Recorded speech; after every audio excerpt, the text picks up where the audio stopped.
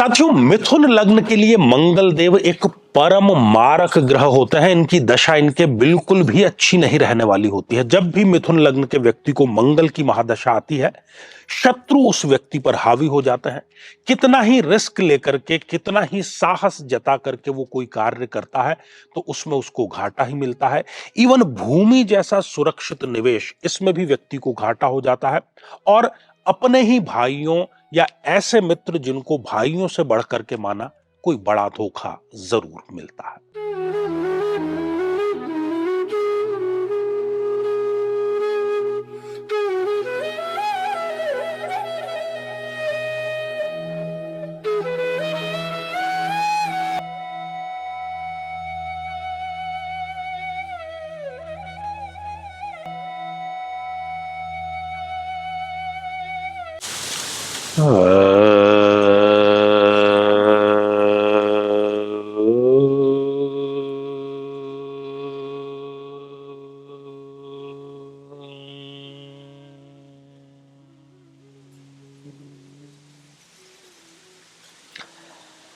तो मेरे बहुत ही प्रिय और बेहद सम्मानित साथियों, हृदय की असीम गहराइयों से अभिनंदन, बहुत बहुत हार्दिक स्वागत।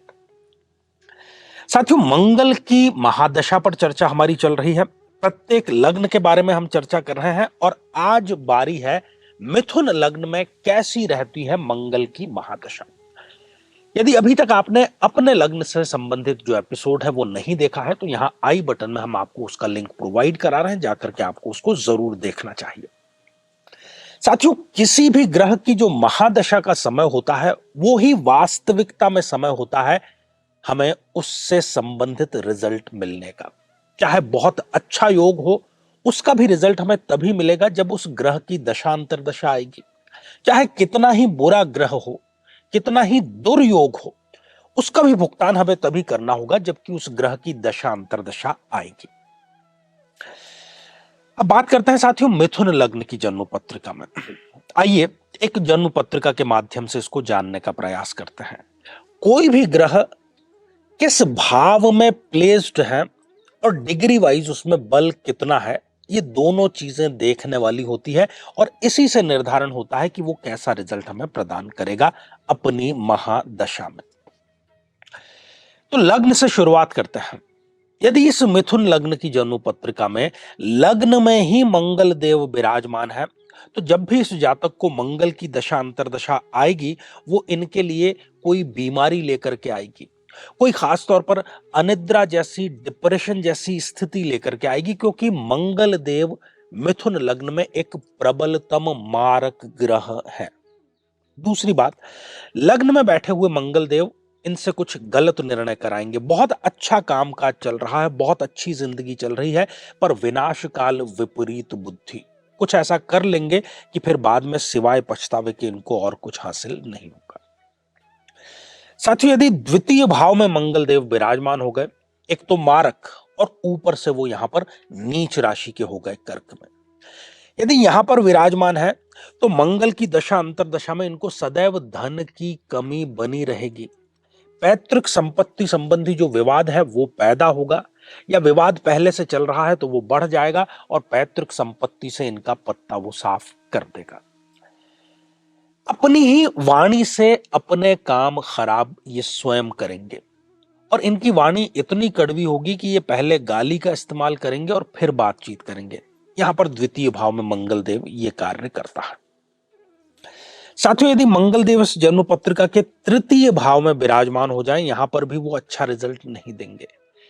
ये जानबूझ करके कोई बड़ा साहसपूर्ण, जिसमें बड़ा जोखिम, बड़ा रिस्क होगा, ऐसा कार्य हाथ में लेंगे और रिजल्ट में केवल इनको बर्बादी मिलेगी। अपने ही भाइयों से, अपने ही ऐसे मित्र जिनको इन्होंने भाइयों से बढ़कर के प्रेम किया, उनसे बहुत बड़ा इनको धोखा मिलेगा और बहुत बड़ी महत्वाकांक्षा, बहुत बड़ा कोई सपना जिसको लेकर के ये जी रहे थे, वो मंगल की दशा अंतर्दशा में इनका समाप्त अवश्य हो जाता है। साथियों, यदि मंगल देव चतुर्थ भाव में, सुख भाव में यदि विराजमान हो जाए तो माता से इनकी अनबन होती है, माता के सुख से ये वंचित हो जाते हैं। भूमि जैसी चीज जिसमें कि निवेश सबसे सुरक्षित माना जाता है, वहां पर भी इनको सिवाय घाटे के और कुछ नहीं मिलता। अपना घर बनाने की, अपनी संपत्ति बनाने की इनकी जो कल्पना है, सपना है, वो सपना ही बना रहता है। अपना वाहन खरीदने का सपना भी एक सपना ही बना रहता है। साथियों, यदि पंचम भाव में ये विराजमान हो जाए मंगल देव, और यदि इस जातक को मंगल की दशा अंतर्दशा आती है, तो वो इनको या तो संतानहीनता देगी या बहुत देरी से संतान देगी। बहनों की यदि जन्म पत्रिका है तो गर्भाशय में किसी न किसी प्रकार की उनकी समस्या ये दे देगी। प्रेम संबंधों में यदि है तो प्रेम में इनको धोखा दिलाने का कार्य करेगी, और शेयर मार्केट में बर्बाद करने का कार्य यहां पर बैठा हुआ मंगल इनको अवश्य ही करता है।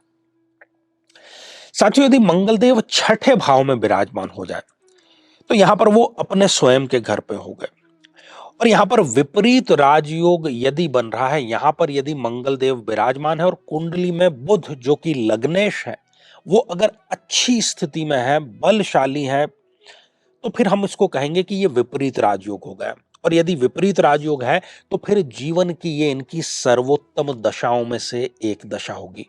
शत्रुओं पर ये विजय प्राप्त करेंगे, कोई रोग है उस पर भी ये विजय प्राप्त करेंगे, सम्मान में इनके वृद्धि होगी, और जितने भी किसी प्रकार के रुके हुए कार्य हैं वो सारे मंगल की दशा अंतर्दशा में इनके पूरे हो जाते हैं, और कुल मिलाकर के ये मंगल इनको राजयोग भी यहां पर प्रदान करते हुए स्पष्ट रूप से देखा जाता है। साथियों, यदि मंगल देव सप्तम भाव में विराजमान हो जाए, जो कि विवाह का, दाम्पत्य जीवन का भाव होता है, यहां पर मंगल देव इस कुंडली को एक मंगली कुंडली की कैटेगरी में लेकर के आ गए। तो एक तो वो इनके विवाह में अननेसेसरी डीले कराएंगे, विवाह की बात थोड़ी सी आगे बढ़ेगी फिर 10 कदम पीछे चली जाएगी, कुल मिलाकर के विवाह संपन्न इनका हो ही नहीं पाता है। और यदि विवाह संपन्न हो भी गया है तो तलाक जैसी स्थितियां, गृह कलेश जैसी स्थितियां निरंतर इनके बनी रहती है। साथियों, यदि अष्टम भाव में मंगल देव विराजमान हो जाए तो फिर से विपरीत राजयोग की यदि स्थिति है, जिसकी दूसरी शर्त बुध अर्थात लग्नेश का मजबूत होना है, यदि विपरीत राजयोग है तो ये मंगल की इनके जीवन की सर्वोत्तम दशाओं में से एक योग होगा, राजयोग घटित होगा, और मंगल सब कुछ, सारी इच्छाएं इनकी पूरी करेगा। लेकिन यदि विपरीत राजयोग नहीं बन रहा है तो फिर ससुराल से अनबन, अच्छी खासी जो नौकरी है उससे स्वयं ही त्याग पत्र देकर के बेरोजगार होकर के बैठ जाते हैं, या कोई विभागीय जांच इनके खिलाफ चलती है। कुल मिलाकर के मृत्यु तुल्य कष्ट को ये भोगने का कार्य करते हैं। साथियों, यदि मंगल देव भाग्य स्थान में नवम भाव में यदि विराजमान हो जाए तो एक प्रकार से ये मंगल की महादशा इनके लिए भाग्यहीनता लेकर के आती है, भाग्य इनसे रूठ जाता है। यदि ये कोई नया कार्य प्रारंभ करते हैं उसमें इनको सिवाय नुकसान के और कुछ नहीं मिलता, और धर्म से भी ये व्यक्ति अपने आप को विमुख कर लेता है। साथियों, यदि मंगल देव दशम भाव में विराजमान हो जाए, जो कि कर्म का भाव है, तो पिता से इनकी इतनी अनबन होगी कि 10 मिनट भी ये साथ में बैठ करके बातचीत नहीं कर सकते। किसी गलत कार्य की वजह से ये कुख्यात हो जाते हैं, बदनामी का योग भी यहां पर इनको स्पष्ट रूप से मिलता है। अच्छा खासा जो जीवन अनुशासन में चल रहा था वो अनुशासनहीनता की तरफ चला जाता है, और कोई पद भी इनसे छीना जा सकता है, और सरकारी कार्य तो समझ लो कि मंगल की महादशा में इनका होगा ही नहीं। साथियों, यदि मंगल देव एकादश भाव में, लाभ भाव में यदि यहां पर विराजमान हो जाए, क्योंकि यहां पर वो स्वग्रही हो गए, तो स्वग्रही होकर के इनको वो लाभ अवश्य प्रदान करेंगे। जैसे कि इनकी बड़ी कोई इच्छा पूर्ति अवश्य करेंगे, वो किसी न किसी फील्ड के ये विशेषज्ञ जरूर बन जाएंगे। इनके जो दायरा है जान पहचान का, नेतृत्व का, वो इनका जरूर बढ़ेगा, और लाभ के ही सारे के सारे सौदे इनके मंगल के होंगे। तो कुल मिलाकर के ये दशा इनके लिए बहुत उत्तम रहने वाली है। साथियों, यदि यही मंगल देव द्वादश भाव में विराजमान हो जाते हैं, फिर वही यदि विपरीत राजयोग की स्थिति बन रही है तब तो ठीक है, मंगल की दशा राजयोग कारक भी होगी, हर प्रकार के सुख और संसाधन जुटाने वाली होगी। लेकिन यदि विपरीत राजयोग नहीं बन रहा है, बुध कहीं ना कहीं जन्म पत्रिका में डावाडोल है, तो विदेश में जाकर के कोई बड़ा धोखा इनको मिलना, खर्चे इतने बढ़ जाना कि आय चाहे पूरी लुटा भी दे तब भी खर्चे पूरे इनके नहीं हो रहे हैं, और वृद्धावस्था में भी कोई ना कोई काम या नौकरी इनको करनी पड़ जाती है। तो ये सारी स्थितियां हैं मंगल की। श्रृंखला ये साथियों हमारी आगे भी जारी रहेगी, आप अपने लग्न से संबंधित एपिसोड जरूर देखिएगा। तो आज के लिए केवल इतना ही, और इसी मंगल कामना के साथ में कि आप सभी स्वस्थ, समृद्ध और शांतिपूर्वक जीवन व्यतीत करें। नमस्कार।